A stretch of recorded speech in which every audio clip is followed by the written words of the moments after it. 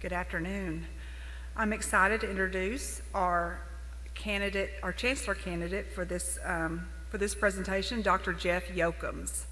Dr. Jeff Jochems recently retired and currently serves as a part-time COVID-19 lead case manager at Ozarks Technical Community College in Springfield, Missouri. Dr. Jochems has previously served as president of OTC Richwood Valley Campus, Vice Chancellor of OTC Richwood Valley Campus, Interim President, OTC Table Rock Campus, Adjunct Instructor at Lindenwood University, Assistant Vice President at OTC, Dean of Student Development at OTC, and Assistant Dean of Admissions and Financial Aid at OTCC, Director of Financial Aid at OTCC, and Admissions Counselor at Southwestern College. Dr. Jochems holds an educational doctorate in higher education leadership from the University of Arkansas at Fayetteville, Master of Science in Higher Ed Student Personnel from the University of Kansas, a Bachelor of Business Administration from Washburn University, and an Associate of Science in Business from Pratt Community College. Please welcome Dr. Jeff Jochems.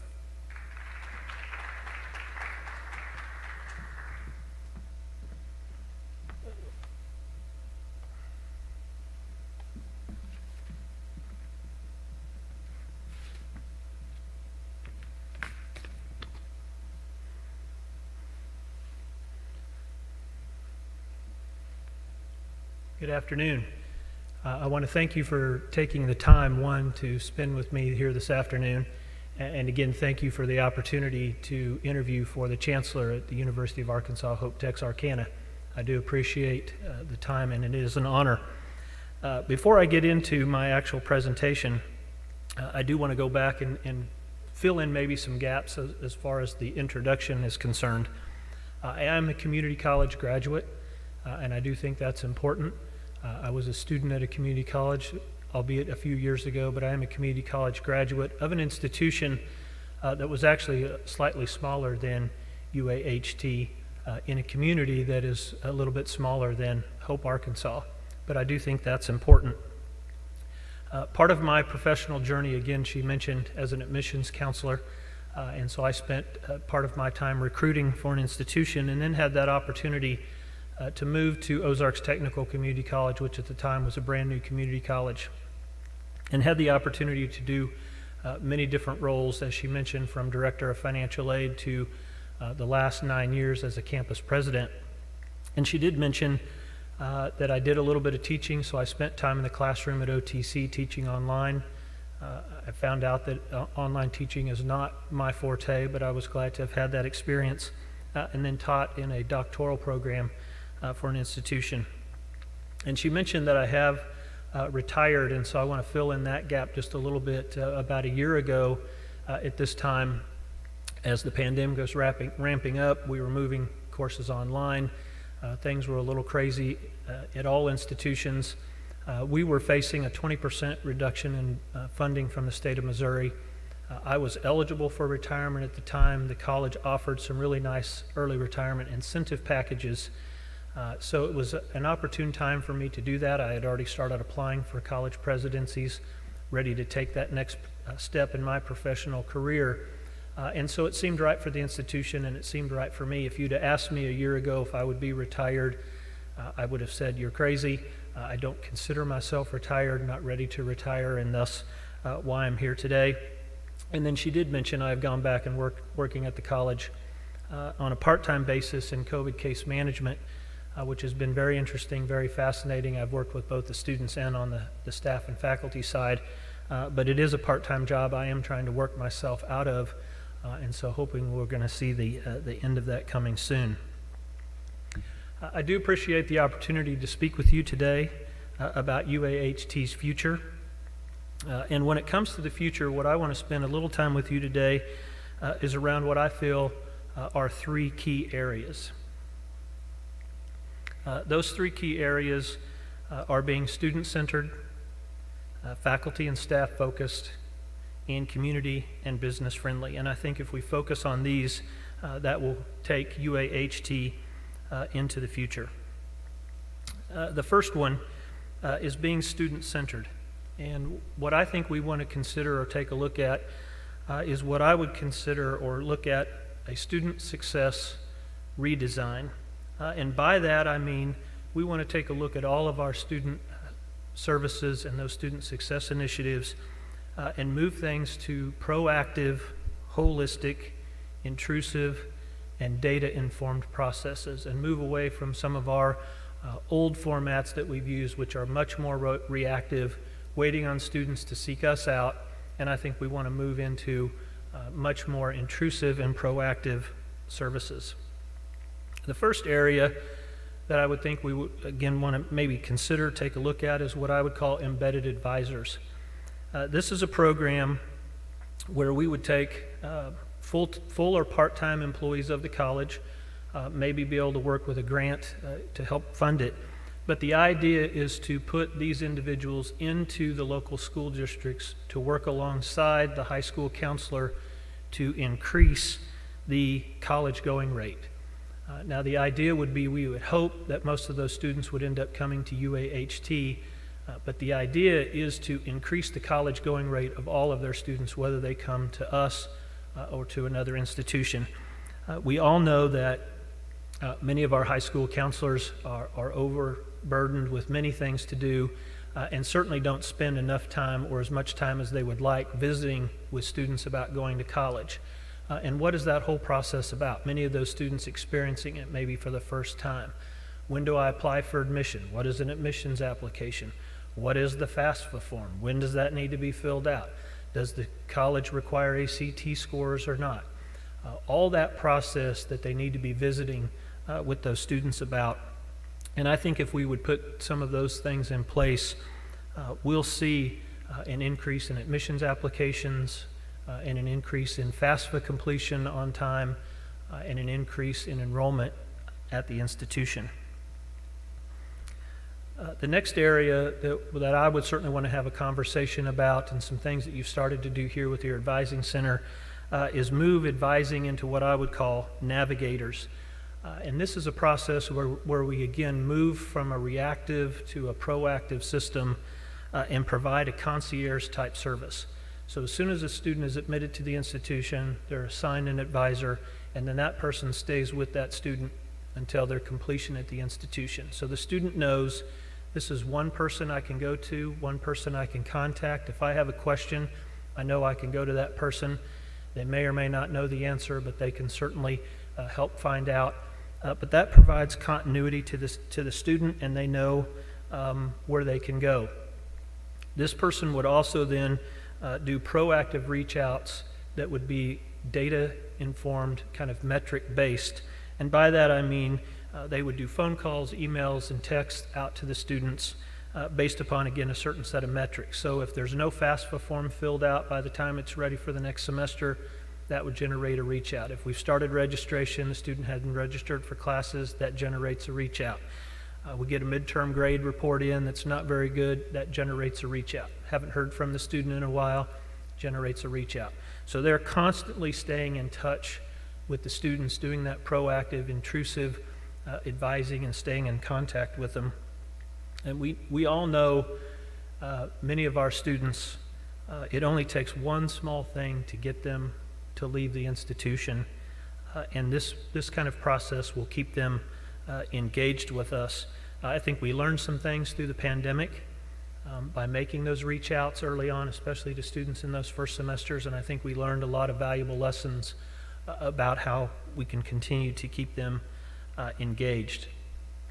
Again, I think if we enter into this kind of a process, we'll see an increase in enrollment, an increase in our attendance, an increase in retention, in FAFSA completion, in course success, and then ultimately in graduation. And again, that's by being that intrusive and reaching out to those students.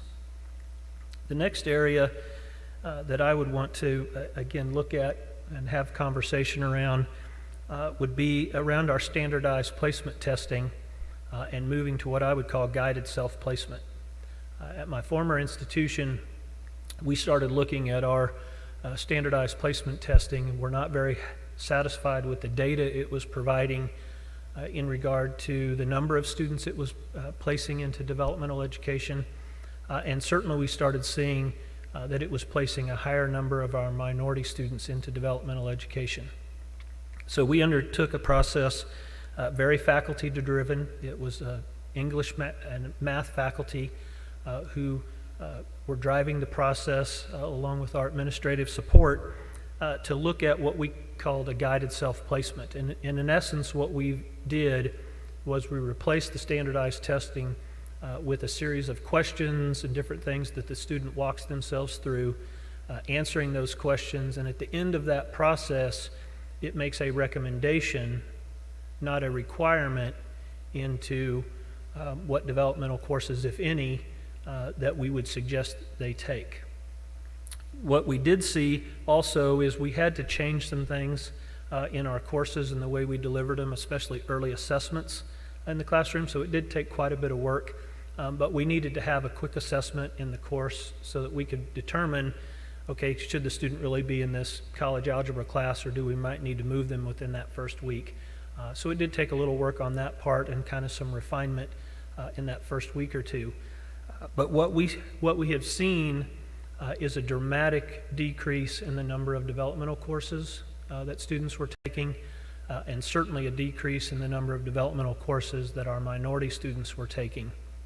On the flip side of that, what we didn't see was any reduction in success rates in those gateway classes.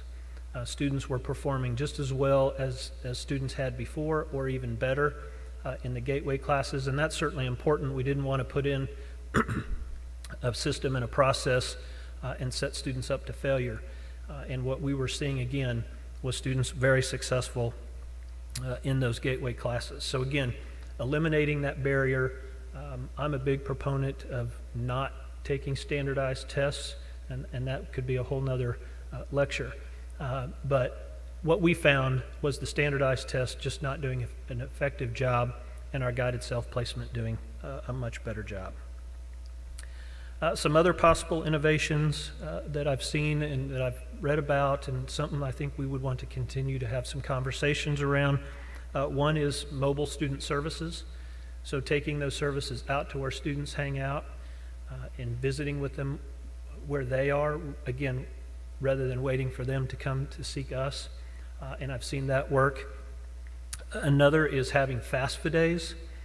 So generating some excitement around what can be kind of a tedious, boring process, but generating some excitement and taking that out and promoting it, and again, trying to make that something that students need to be aware of to get done.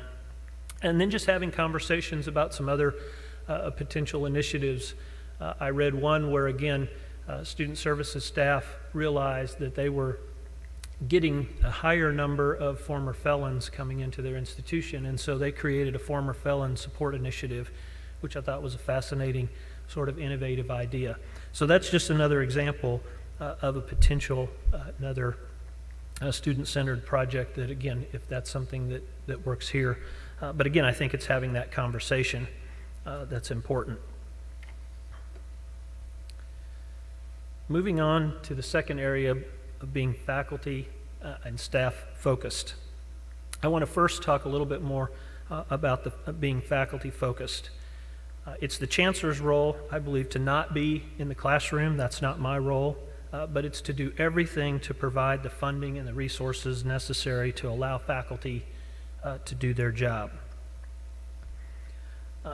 It's my role, along with everybody at the college, to advance the mission. But teaching and learning is central to that mission. I mean, it's basically what we do as a college.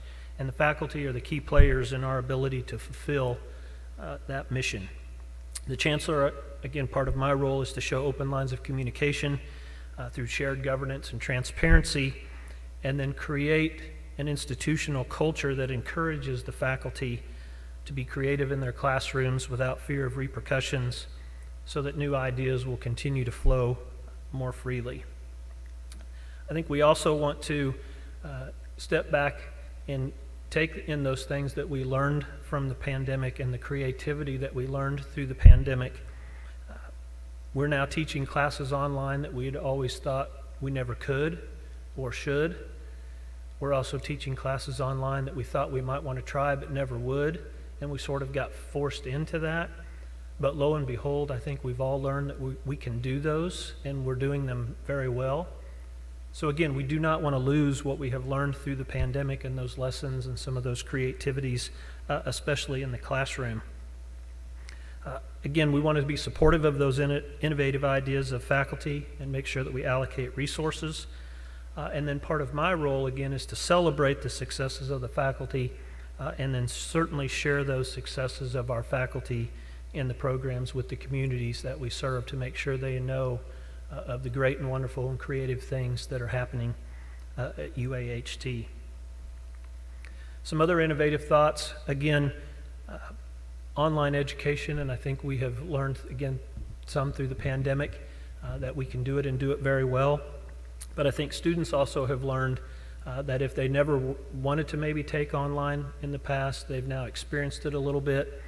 And for many students, they may not want to be fully online, but they may want to take a mixed schedule and put some online classes in their schedule. So I think we certainly must be in the online game and do it well, or we're going to get left behind as an institution. And those might, again, be fully online classes. Those could be hybrid courses.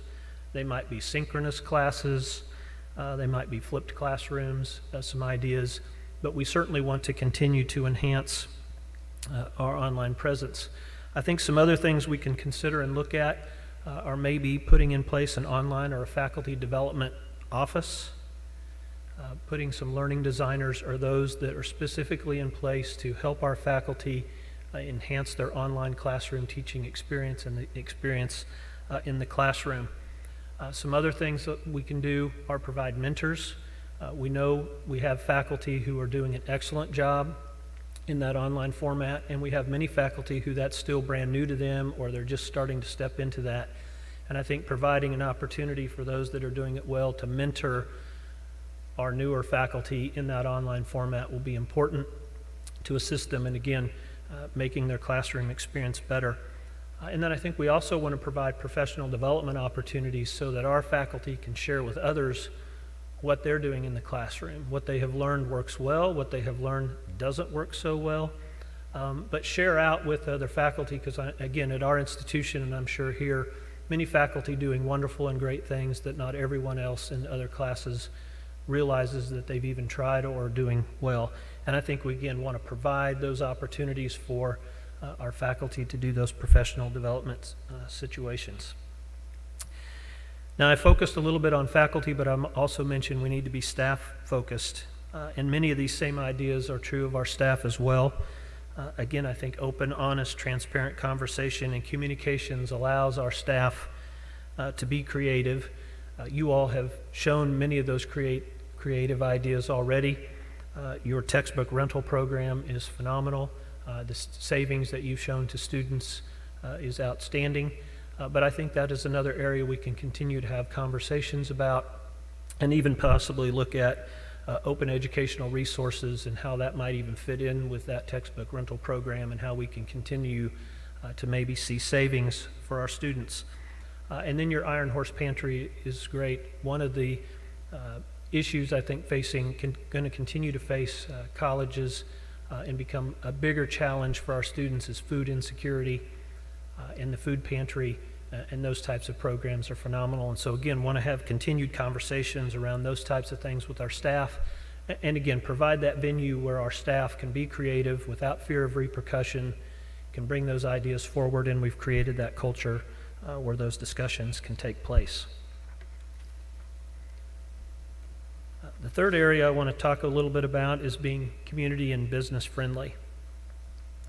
We are the community's college, and we must have that external support and the community support. We all need to be on the same team.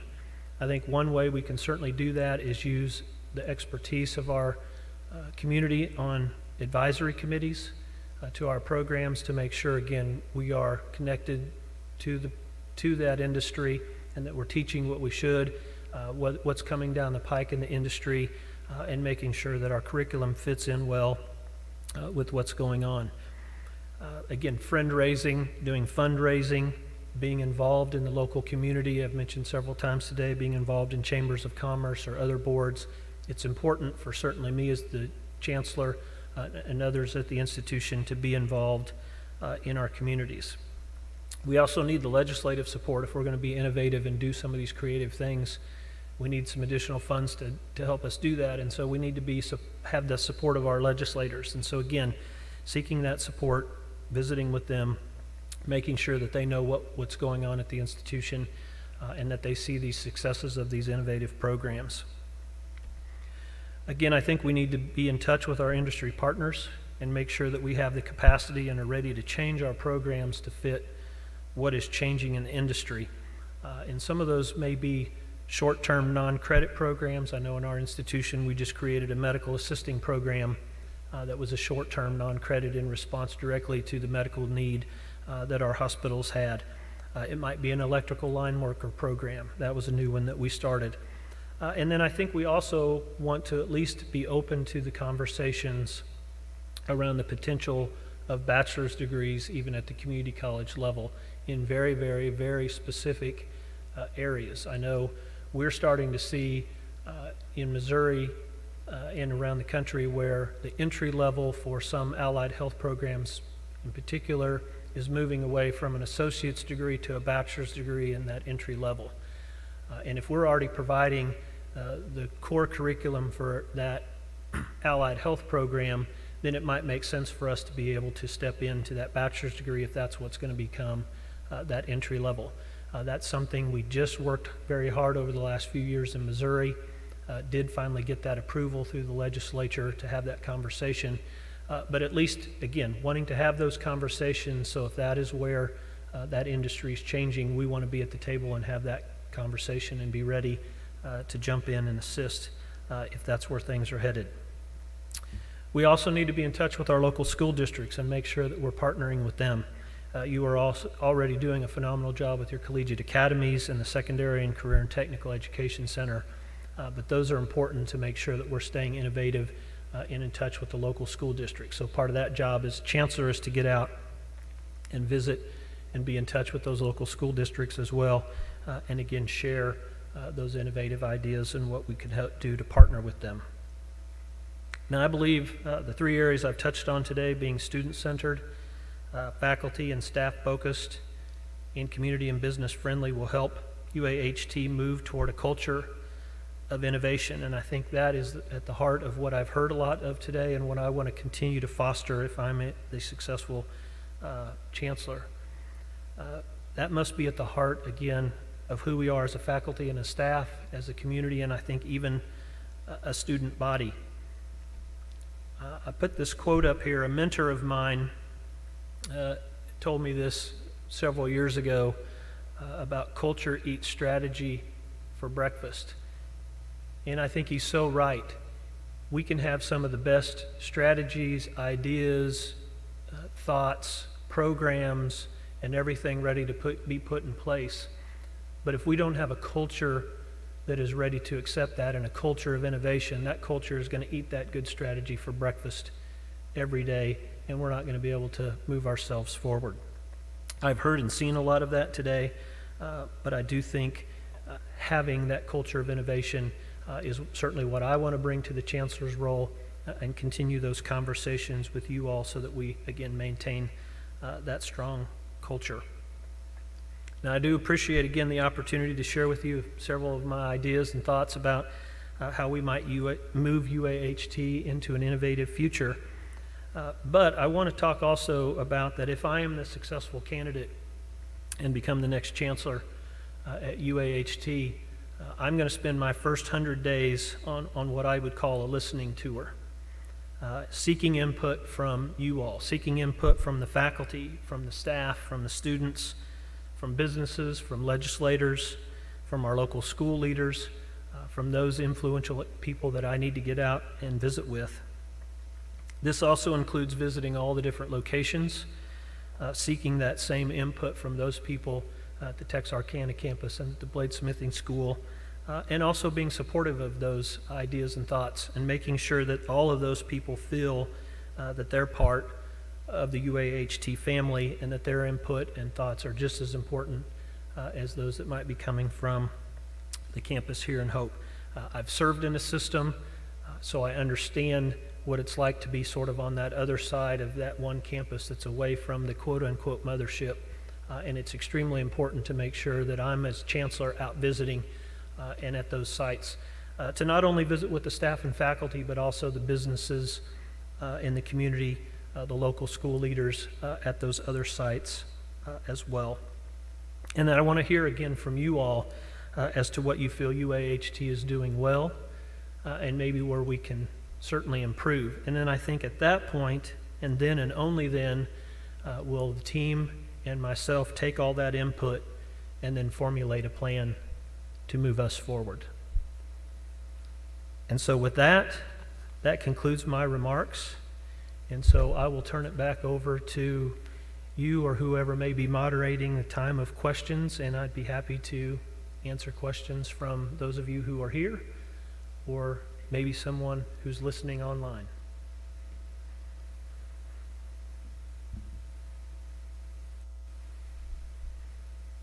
Welcome to Hope. Thank you. I have a question about the matter of online education as opposed to classroom education. The COVID year has kind of brought this to mind, and how my grandchildren have responded. They pretty much are 100% think online education's been a joke. And it makes me wonder, of course I understand the bringing in Zoom is a new dimension, and there's a difference between lower elementary and college education. I understand those parameters, but I'm curious to know if there's been any serious study as to how online education compares to classroom education. Are they really equal in the final result? It's a great question, and I certainly don't know of any research that I could quote offhand to share with you that's definitive one way or the other. I know, again, as you said, I think online education at the collegiate level is certainly different than an elementary education. But I think there are certain things that we can do at the institution to make sure that we maintain integrity of what we're teaching in those assessments, whether it's seated, online. And I think certainly one way we can show the integrity of online education is in those formative assessments at the end, or certainly if the program requires national accreditation. If we don't see any change or very little change in pass rates of national exams and those types of things, then we can certainly tell that way for sure that our online education is just on par with seated classrooms. I know for myself, online education is not the best format for me to learn, and so again, we need to do a good job of trying to help students, I think, assess up front whether online education is really the best format for them to learn in. And I think that's why it's going to be key as we move forward to provide those options for students and better help them assess. I know even prior to COVID, looking at data, we weren't real satisfied at my former institution on the results of our online courses. And so trying to put things in place to one, assist our faculty in doing maybe a little better job in the classroom, trying to do a better job up front of making sure students were fully understanding of the commitment level to online education. And I do think making sure that they have the technology resources. We kind of threw everybody into online education with the pandemic and then realized we have an awful lot of students who have not very good internet access, a lot of students trying to do coursework on their phone without really proper technology. And so those are kinds of things that we need to assess. I think some of it has to do not necessarily with the course itself or what the faculty member is doing, how they're teaching, but just our students not having good access to either internet or technology. And so again, those are things that we need to look at. I'm sure there's going to be lots of studies and there's going to be a lot of good information that's going to come out of certainly this pandemic and what we've done. And there's some good research out there about online education, and you can find it just as you do with seated courses, some very effective and not and some not very effective as well. But it's certainly something we're going to need to continue to do a good job of assessing, taking a look at, looking at student feedback, looking at assessments, looking at grades, looking at national pass rates, and making adjustments as we go to make sure that we can maintain that integrity of the courses. And again, ultimately, when we get students to graduation, we want to stand behind that diploma that they've earned and we've given them from UAHT to know that they've earned it.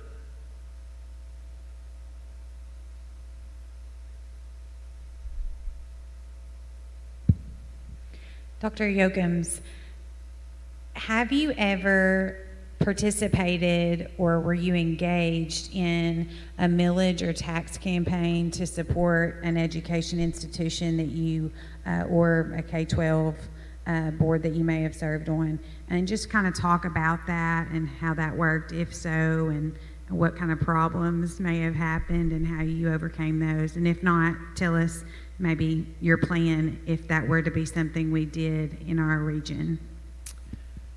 Yeah, over the time that I spent at my former institution, when the college was first formed, we're supported by state revenues, but local property tax is how they do it for community colleges in Missouri. And when the college was formed, those school districts that agreed to become part of that original district imposed upon themselves a property tax. So that's what we started with.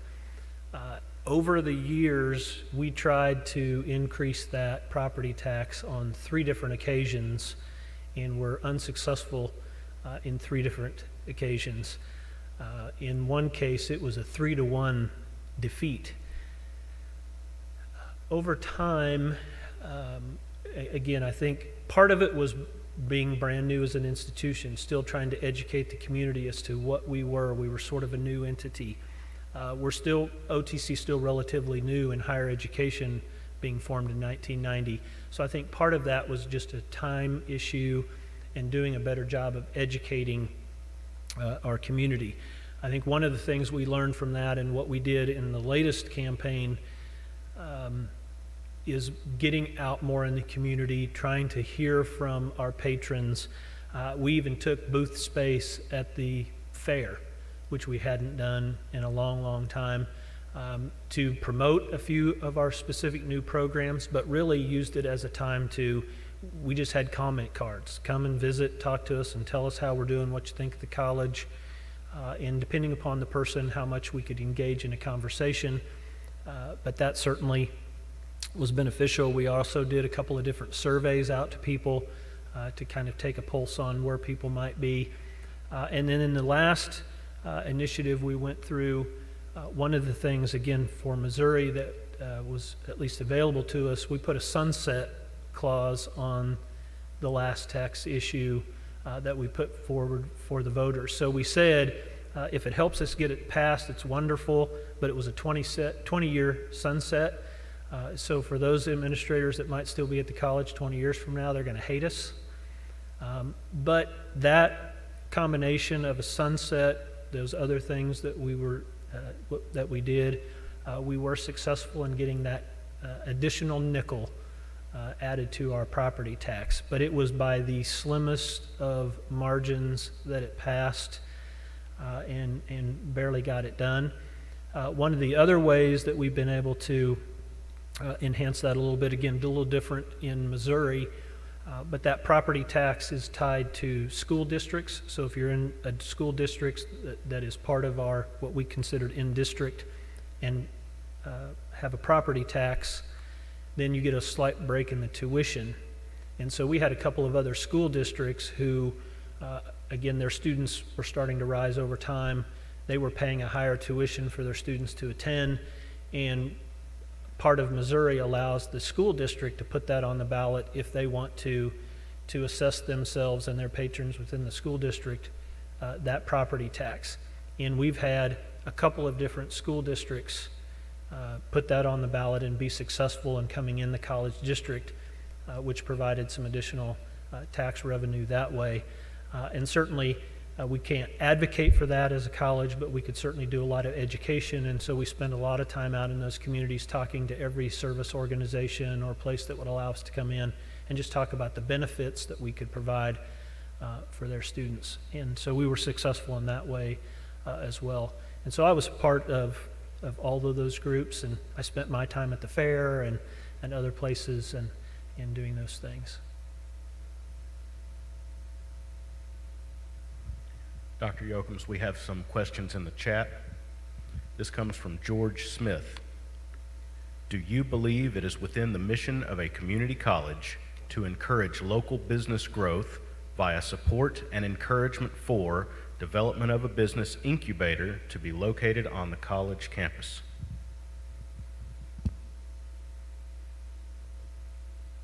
It's an interesting question. I'm not sure if putting it on the college campus necessarily is the best place, maybe. Again, I would be certainly open to those conversations. I can tell you when I served on one of the local chamber boards in Missouri, that was part of an initiative that we did as a chamber.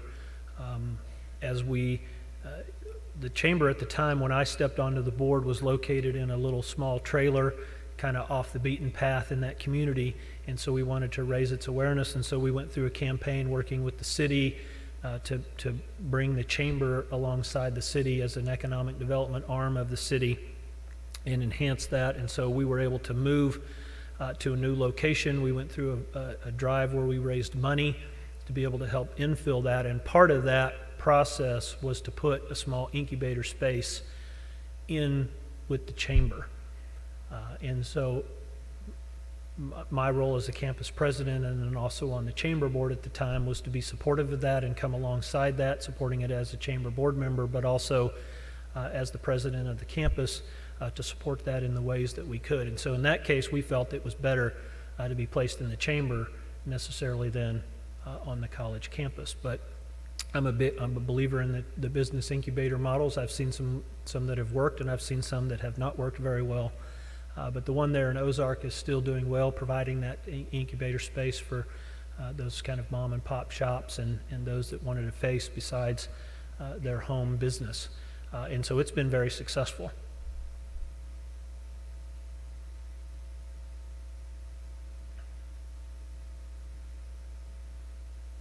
Dr. Jochem, part of your presentation was about being student-centered, and it appeared to me that it was mainly focused toward traditional students.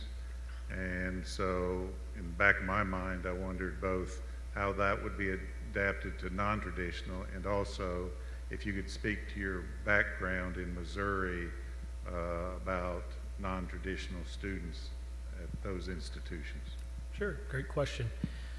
I think the whole, certainly the embedded advisor is focused at those more traditional high school students coming out, but the idea of navigators in the advising process and doing those intrusive reach outs is across the spectrum of our students. So traditional, non-traditional, if those students have at least gotten to the point where they've been admitted to our institution and are coming as students, then those intrusive reach outs in many cases works maybe even better for some of our non-traditional students. And again, all those reach outs are just touching base, keeping them engaged and making sure that they're aware of all the different services that are available to them.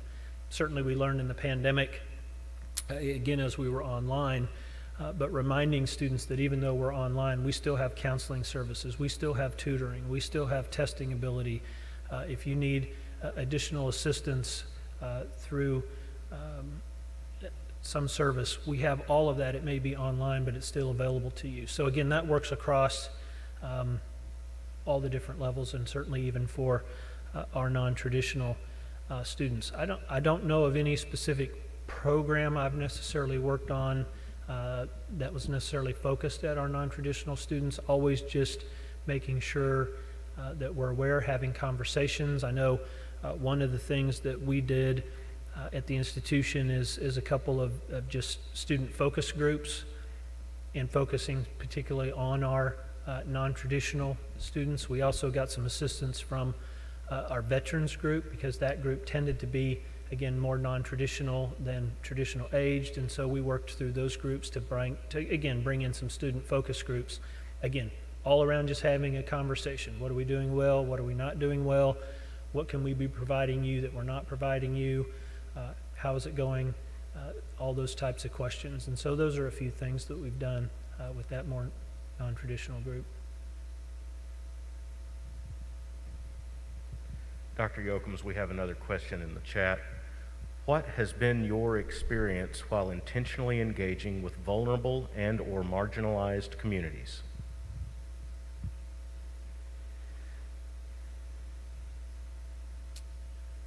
I'm not sure exactly what the person may define as marginalized communities.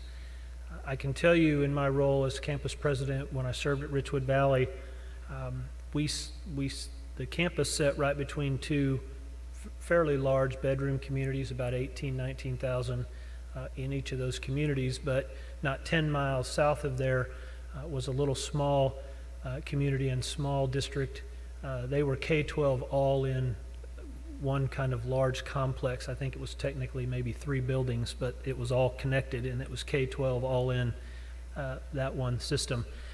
I can remember going out and visiting them and being somewhat shocked and amazed at their ingenuity, but in their computer labs, how they had cobbled together just even computer labs for their students.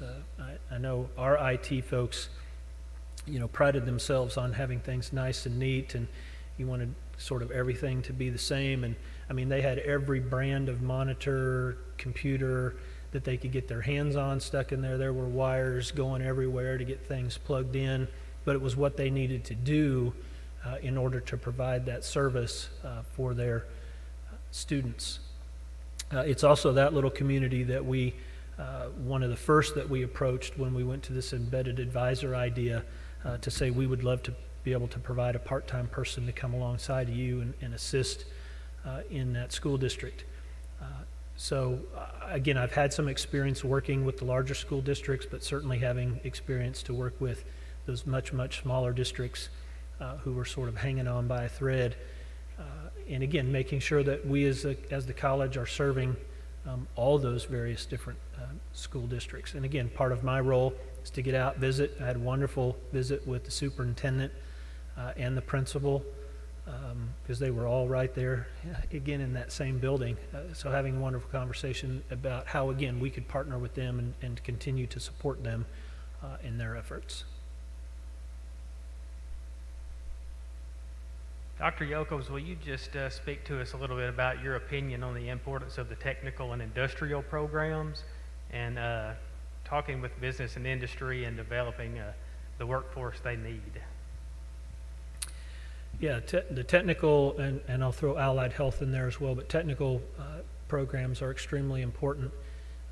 Again, we are the community's college, and so we need to be in touch with the business and industry in this area and making sure that we're providing students. But again, at my former institution, technical is in our name, and it was there for a reason, because we valued the technical programs and what they did for our workforce in the communities in which we served, and being very much in touch with those industries. We moved the ag program to the Richwood Valley campus I served. It was a long-standing program, but it was in the Springfield campus, which is in the middle of town. Not a lot of green space. We moved it out, but we worked with the Missouri Ag Council as we moved it out to be able to enhance that program and get some donations to do some fencing projects and bring live animals to that program for the first time. And so that was working with that industry. We had some of our rural electric cooperatives come to us and say we were having difficulty finding line workers, and we would very much like you to explore and start a program. We started an electrical line worker program. It's been so successful. The college is going to be starting a second line worker program directly related to business and industry coming to us. We provide most of the welders in that area, which welding is a huge industry in the Springfield area. We provide most of the diesel mechanics for several large trucking companies that are in that area. So again, technical education is certainly a huge piece. One of the other things that we were working on, that I was helping part of as I left the institution, was working on what we were calling a Center for Advanced Manufacturing, but looking to try to provide space to work with industry. So if they were bringing maybe a new line on, we would provide that space for them to come in, test some things out, provide even the training for it, whether that might be credit or non-credit short term. So again, technical education is near and dear to my career and what we have done in the past. Certainly see the value of it. I think the tough part is getting students interested in it. That's been a continued challenge. One of the deans that I worked with said that most technical education now is no longer that dark, dirty, dangerous type of work. But that's sort of still the mental picture that a lot of people have. And so that becomes a challenge as well, is getting students interested in those wonderful technical programs. But you all know many of those technical programs lead directly into employment, into good jobs, into good wage-paying jobs, and really can change the trajectory of a student. So again, I think it's important.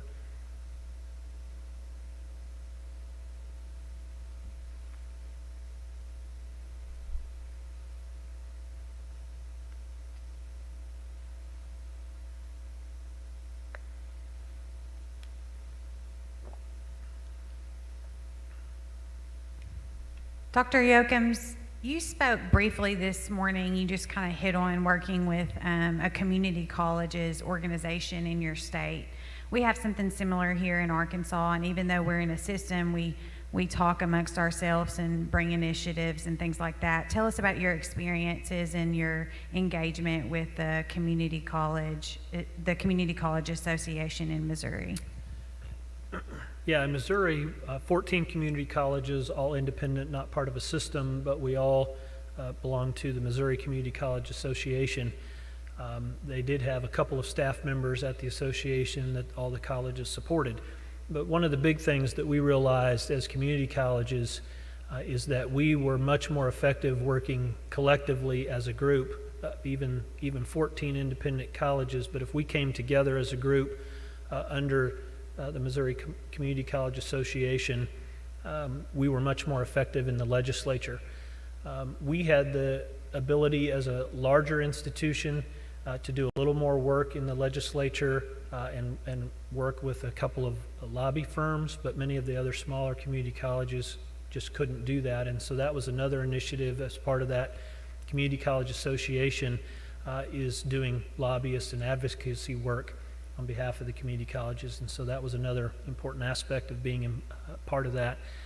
But also we had developed through that Community College Association a real presence at the state capitol, and most of the legislators knew that MCCA was going to be coming forward with one or two high priorities that every community college was going to focus on, and so they didn't necessarily have to take time to hear from 14 different presidents in their office talking about the same thing. We could come collectively as one group, present our collective idea, share that, and that they knew that sort of spoke for all 14.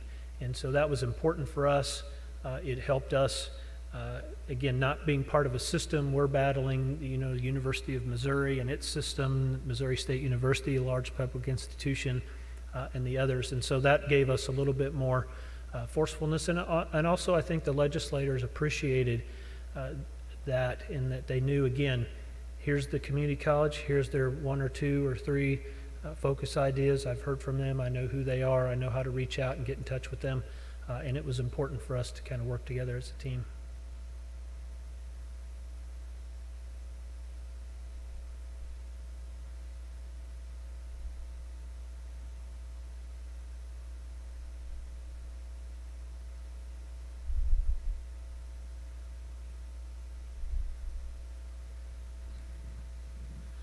All right, I think that's the last question we have.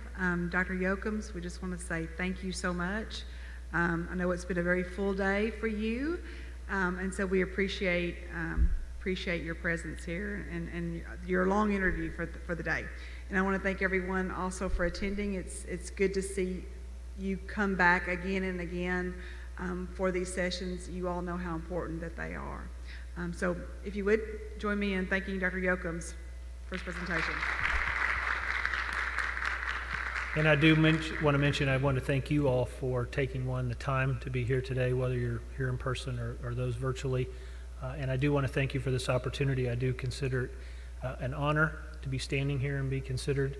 And I do look forward to the opportunity to become the next chancellor at the University of Arkansas Hope Texarkana. So hopefully I'll see you back here soon.